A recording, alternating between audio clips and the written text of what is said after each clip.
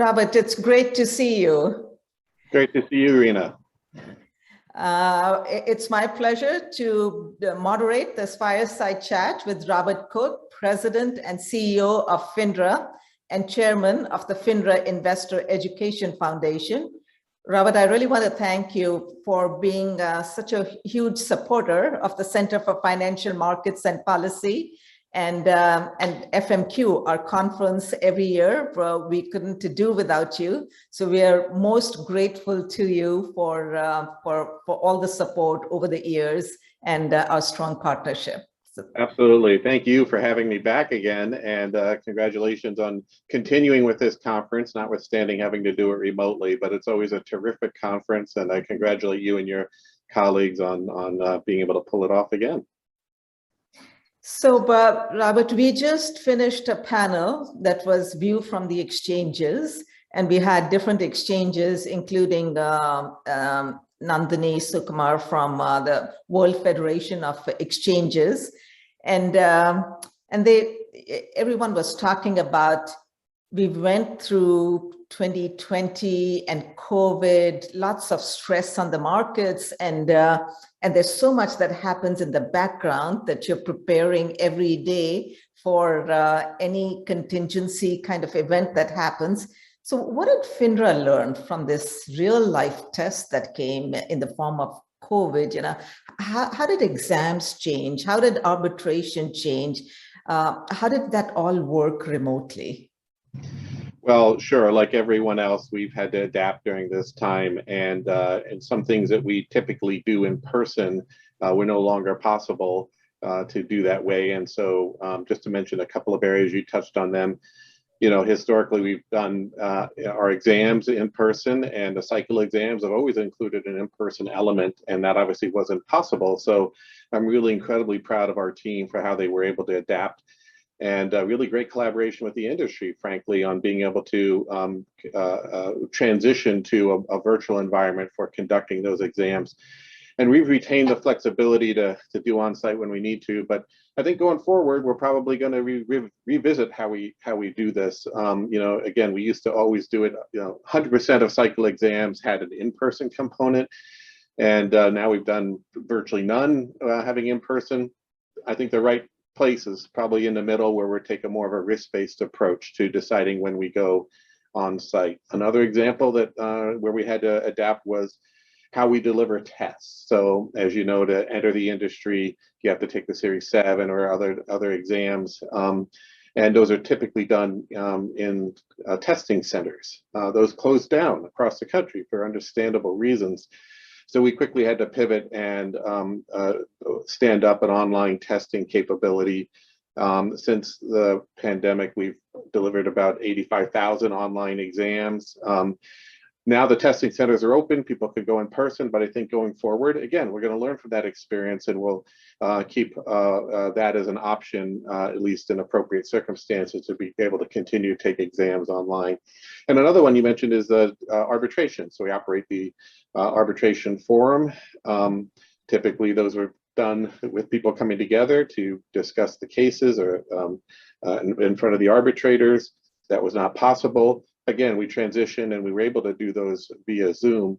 Now all of our 69 arbitration locations are open again, but there's still demand for being able to do some hearings by Zoom. And a lot of in-person hearings, someone appears, like a witness might appear by Zoom. So we're working we've got a great arbitration task force that has industry representatives, representatives of the investor community, who are going to help us think about how we can continue to have a hybrid environment in this space going forward. I got to say, it sounds familiar. At Georgetown University, we had to move to online classes and online testing, and we're trying to figure out, you know, what works online, hybrid, in person. And I think it's sort of shaken all of us up to think about things a little bit differently. Well, and when I talk to a lot of leaders of other organizations, and like you, the challenge now is, how do we move to yet a third paradigm, right? from mostly in person to entirely remote, and now a hybrid. How do we make that work effectively? How do we bring forward what the best of both of those two worlds as we step into hopefully a new era post-pandemic? So at any financial markets quality kind of a discussion, one has to talk about the role of retail investors, right? And what happened with the whole meme stock issue. On the one hand, I'm just delighted. I asked my students on the first day of class, how many of you have heard of some of these very popular trading platforms? And almost all the hands went up. And then I asked them, how many of you have actually traded on one of these platforms? And a whole lot of hands went up. And I was thinking, what does this mean for the markets and for financial literacy, sort of 10 years down the road, 15 years down the road, right? If I'd asked my students the same question maybe 10 years ago, the answer would have been very different. So in some ways, I'm really encouraged that this will add to financial literacy. I want to get your thoughts on what happened with the whole meme stock phenomena and the increase in retail participation. What does this mean? And in terms of standards for FINRA, in terms of what might you be doing differently? Well, what you're experiencing with your students is sounds very familiar with what we're seeing and what we're grappling with. On the one hand, it's great. We've got so much more retail investor participation. A lot of that, but not all of it, is through online brokers. We issued a report through our FINRA Foundation in 2020 that really looked at who are these new investors, especially in taxable accounts. And on average, they were younger, they had lower incomes, they were more racially diverse, and they had smaller balances in their accounts than those who had been investing before 2020. So this is all a good thing, greater participation in the markets. I mean, if we were having this conversation 10 years ago, we might have been talking about how do we get more, expand participation in our capital markets, which are an engine of growth for investors as well as for the economy. So that's great, but our challenge is to make sure that these investors, like all investors, are protected. So how do we encourage their participation while making sure that we're maintaining appropriate standards and that those standards evolve as we see new forms of innovation around how to engage with those investors and new forms of technology and the like. We do not want investors to be turned off by their experience in the markets. And so, look, you've asked about sort of the regulatory framework here. It goes without saying, the SEC has been very active in discussing this and laying out a number of areas they're looking at. They came out with their report on the GameStop events. They've issued a request for information around digital engagement practices. And so a lot of the issues that I think are front and center here are properly ones where the SEC is taking the lead, best execution, payment for order flow, all the market structure areas. And so first and foremost, when you think about FINRA, we're going to be working closely with the SEC to understand what they're proposing to do in this space to help inform their actions where we can, and then to figure out, well, what's our role given those areas of focus for them, how can we be constructive? But in the meantime, we've been very busy, Reena. We've, earlier this year, we issued a number of notices. Number one, reminding firms about existing requirements, right? How do you handle customer orders during extreme market conditions? There are standards in place for that. What about opening options accounts, which is a very popular way in which a lot of newer investors are getting exposure to the markets? We've had another notice on obligations for best execution in the context of payment for order flow. So we've been reminding firms about their existing obligations. We've been also launched a number of sweeps to understand how firms are complying with some of those obligations. For example, how are they doing account openings, particularly in an online environment? we have a sweep open on the use of finfluencers. So financial influencers using hiring people to help promote your services through social media. We have a sweep on SPACs, an area that there's been a lot of interest of late. And of course, we have some sweeps that were going on before last year around best execution, zero commission brokerage, and the like. So we're really exploring through sweeps what is the level of compliance today around some of the existing rules. And then we're also looking at how some of these rules might evolve. We've been working on a set of questions to solicit comment on regarding options and complex products, because we think that's an area that is particularly worthy of attention. And then we've also announced an initiative to re-energize our work around educating newer investors, particularly younger investors. We've got some great comment in response to solicitation for comment there. So there's a lot that we're working on. But again, I'll bring it back to, we're closely coordinating with the SEC, things like Reg BI and the like. We're going to be working very closely with them as they chart their path forward. Yeah, you certainly have been busy, and the SEC has been extremely active. The good news is that our capital markets really performed really well during this stressful time. And if we look at the record amount of capital raising that has happened with traditional IPOs, with SPACs and direct listings increasing, you mentioned SPACs, and could you elaborate a little bit more? I mean, you oversee more than 600,000 brokers, you oversee sort of the underwriting process, and what are the issues that concerned you in this whole capital raising in the SPACs market? Sure. Well, a couple of areas that we're focused on, and by the way, the types of questions we're asking here, as with all sweeps, we make those publicly available. So those who are kind of curious, well, delving into this in more detail can go to our website. But we're looking at things in the SPAC context around, for example, potential conflicts of interest.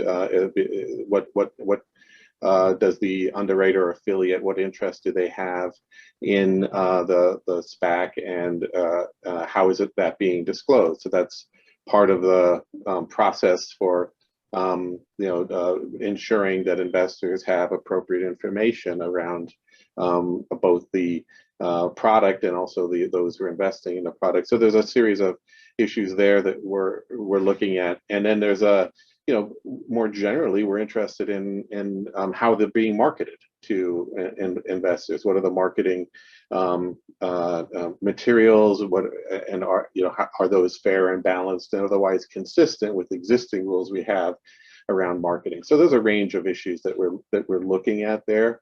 Again, we're not trying to suggest that the product is bad or anything like that, but it's obviously one of significant interest. It's got a lot of investors, a lot of focus by investors. We want to make sure that the intermediation process that our member firms have when bringing those to market, that that we understand what they're doing and that we're comfortable that they're complying with existing rules. Yeah. Have you noticed that the market has already started to change in terms of the conflicts of interest, or what is the sponsor getting versus even disclosure, that in addition to maybe a little bit of pressure from regulators and policymakers, the market itself has changed a little bit since the early days? It does seem that the market is evolving here, and some of that may well be in response to concerns flagged by not just regulators, but media or other interested parties. So there's probably as the product, which has been around for a long time, but as it matures and gets more, people have more experience with understanding what investors are looking for and where investors' concerns are, I think it's only natural we'd see it evolve over time. Mm-hmm, mm-hmm. But Robert, you started talking a little bit about the use of technology and AI and machine learning. How are you using these in your monitoring, in your examinations, and How has this aspect changed over time?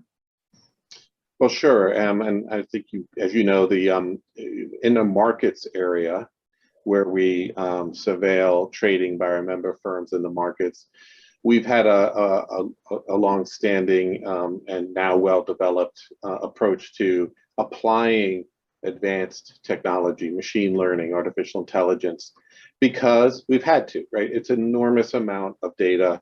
It's Right. structured data. It lends itself, this big data lends itself to using those kinds of tools.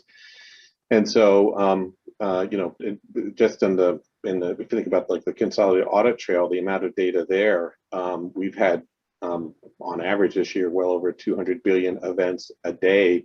You need those sorts of tools to be able to analyze that. So we have a bunch of different patterns that we run to look for compliance issues, like are you complying with the rules, and also look for manipulations of different kinds. And a big project in the last 6 to 8 months, Reena, has been frankly migrating some of that technology from OATS and legacy data collection systems to the CAT system, and we're substantially along with that process, and I think that's been very successful. But the area that we're really focusing on in addition now is the other parts of our program. You mentioned examinations and the like, where traditionally it's been more challenging to apply those sorts of tools. It's unstructured data, but we realize we have a lot of opportunity here to unlock the information that's hidden in that unstructured data that we collect, and to use things like natural language processing and text classification and extraction programs to really get more value out of the data we have. And so I'm really excited about that. We've got a multi-year project that our board has approved to promote advanced analytics, including in the areas where we haven't traditionally invested as much. And we've got a very significant, I think, and we've made a lot of progress so far around sort of pulling together all the things you have to do when you're doing a analytics transformation like this: technology, governance, people, culture, so we're in our first year of a 3-year strategic initiative here, and 3 years is just the beginning. This is going to be an area we're going to continue to be investing in forever. But I'm really excited about the opportunity we have to apply a lot of the sorts of tools we've developed and learned from on the market side to other aspects of our supervision of member firms. And can you tell us a little bit about FINRA's Financial Intelligence Unit, and why was it created? What does it do? Sure. Well, let me just step back for a second, because that unit is in our group called the National Cause and Financial Crimes Detection Program. It's a mouthful. We call it NCFC. But that's actually a relatively new unit within our member supervision group. So within member supervision, we have the NCFC program, and it was recently reorganized.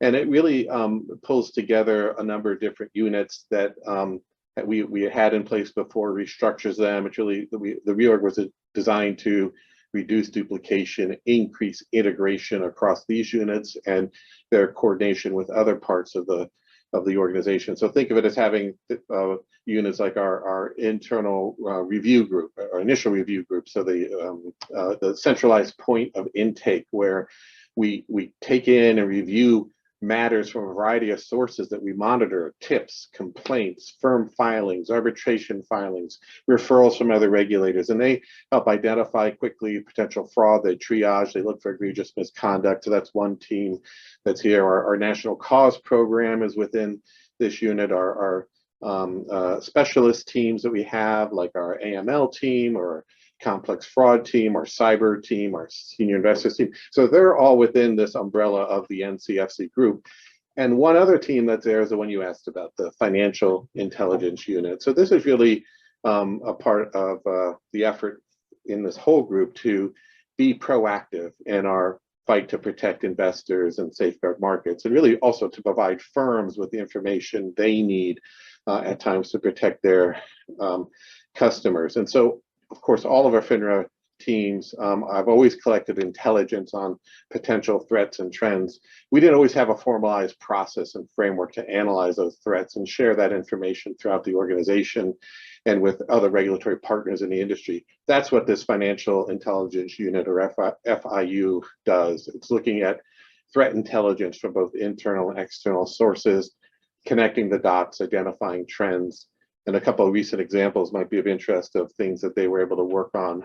We issued a notice earlier this year about an increase in ACH, or instant funds transfer fraud. So we see something, we can issue a notice to firms so they can monitor for it and get ahead of it before something happens to them or to their customers. We issued a notice about to firms and investors about malicious actors hijacking registered representatives' names or other information to establish imposter websites and sometimes collect personal information from potential customers. Got a notice out on that so that firms and reps could get ahead of that. So this is what the FIU is designed to do, to help position us to be more proactive in the work we do. And what about the whole issue of cybersecurity? How are you engaged in it? How are you working with your member firms on those issues? Well, as I mentioned, our member supervision team does have a specialized group that does examinations in this area. But Reena, I think more generally, it's important to acknowledge that fighting cyber crime is really needs to be an area of close coordination and really partnership between government and industry. And we want to try to obviously make sure our firms are complying with existing standards, but we also see our role as helping to educate. We do a lot of programs, especially for our smaller firms who don't have the resources that larger firms do, to help provide awareness about best practices. What are the resources out there? What are the current threats that are out there? What are some of the steps to take when something happens? So we really want to help firms get in front of this issue where we can and help prevent the bad things from happening. We talk here about being left of boom, right? We want to be help address some things before they happen. And the other thing is that we're very cognizant we're not the only regulator in the space. So there are a lot of different regulators overseeing cybersecurity for some of our member firms. They've got many different regulators looking at what they do here. And so we want to play a constructive role, but without duplicating. One of the challenges that I think that can arise is if different regulators are adopting different standards for this, and that can create more confusion, unnecessary burden, frankly, can even sometimes create risk for firms. And so we're really trying to work hard to make sure that we're both having our firms comply with the existing requirements, but also try to do it in a thoughtful way that recognizes the challenges that are out there, and that we can play a really constructive role by helping firms with additional information and resources. Yeah. Well, thank you, Robert. I want to get your comments on one quick last question, a very important question before we take audience questions. There are tons of audience questions here. So what role can FINRA play in addressing diversity in the financial services industry? That's a great question, and thanks, Reena, for asking it. So we've been very focused for 10 years on diversity and inclusion at FINRA, but in the last couple of years, we formed a racial justice task force that has really looked at expanding our focus from just on diversity within FINRA to diversity in the industry and also in the communities that we serve. And we issued a notice earlier this year to ask the question you're asking, which is, what more can FINRA do? And more particularly, are there things that FINRA currently does that may create unintended barriers to greater diversity in the industry? We got some terrific feedback. I'm really appreciative of all the time people spent to give us some feedback on that. We got some actionable feedback as well. So for example, one of the challenges we've had for a while is that's been identified to us for a while is that if you leave the industry because you need to take care of your kids or your parents or whatever it is, it can be, and you're out for too long, you have to take the test to come back in. And that can be a real obstacle to coming back in. And the comment was that has a disparate impact on people. And so I'm delighted that the SEC just approved some amendments to our rules that will allow people to stay out of the industry for longer, and provided they take continuing education during that time online, they can stay out for longer without having to take the test to come back in. So that's the type of feedback that we got. Another area that we got feedback on is that sometimes we're asking, and this is sometimes the information is being requested by FINRA and other regulators to enter the industry has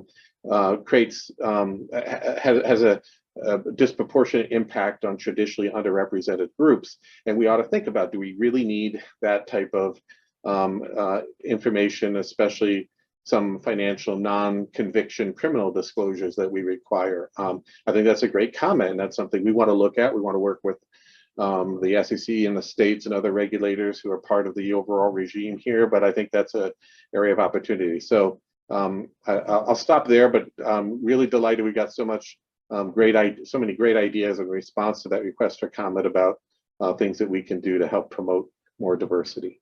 Great. So Robert, one of the panelists from the last panel had a question for you. And the question was along the lines of, how do you balance regulation and innovation?